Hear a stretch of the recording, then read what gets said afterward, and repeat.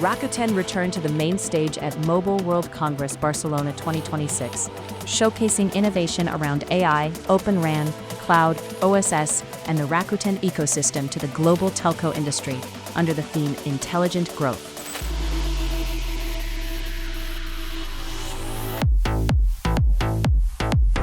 On day one, Mickey delivered a keynote address within the Transforming Tomorrow's Connected World session, sharing the value of an ecosystem model. I really believe that its telecom industry is time to change to just providing the network connectivity to more enriched the consumer services. We would like to provide our reward program platform, our content platform, our social messaging platform to convert your subscriber to the rewards program membership, which is going to be extremely profitable.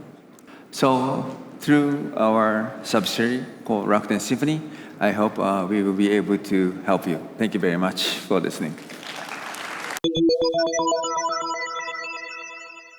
At the Rakuten booth, Peter Jarich, head of GSMA Intelligence, the industry research arm of global telecom organization GSMA, moderated a conversation with 1&1 Mobile Funk CEO, Michael Martin, and Sharad Srivastava, co-CEO of Rakuten Mobile, on the future potential of an Open RAN ecosystem. As I said, we never regretted our choice for Open RAN.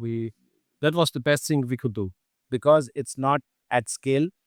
So the kind of price competitiveness that we can get in Open RAN is still not there. But if it is at scale, if we get 3-4 more networks, then we can get the price much lower. If I add to that, the whole Open RAN ecosystem, that would be so important. I'm welcoming Vodafone now that they announced to do a European big Open RAN installation. Deutsche Telekom, Telefonica, Orange announced big Open RAN.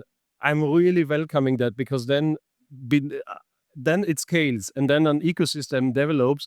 Yeah. So it's really important that more join us because then it gets really interesting. Day 2 continued the discussion on Open RAN with partners. What do you think will be the defining moment or milestone in the next 2 years that proves that O-RAN has permanently crossed the chasm from the alternative, which kind of is still, to the default? So the forcing function for Open RAN would be AI. We just talked about the clever new technologies are going to be introduced into AI, and AI is not going to wait for 6G, and so that will be a forcing function to Open RAN.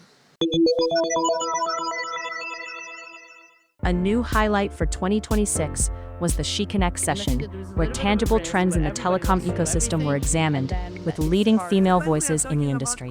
Do you think we have seen any tangible business benefits from Open RAN? The idea that you can have a software platform that can innovate at the speed of software, that is undeniable. Yes. that is where the future is, and AI being a part of that. Yeah. If you want to innovate with AI, you need a virtual, software-defined, flexible platform. You were saying what are the tangible benefits. Yes. I'll give you an example. What Rakuten has done, unbelievable. Are there any emerging standards that is helping us to keep this whole technology ethical and safe and take it to the customers in a manner that is good for all?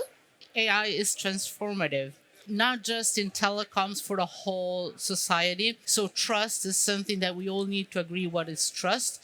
And as a technologist, since we know how the technology works, we have to make an extra effort to inform the wider discussion, which is outside Mobile World Congress, in society. Furthermore, representatives from Rakuten International, led by CEO Amit Patel, and joined by Puneet Honda of Rakuten Mobile, showcased the value of the broader Rakuten Group ecosystem from the perspective of their unique businesses. Everybody today, I think, values the decisions they make, wants to be rewarded for the decisions they make.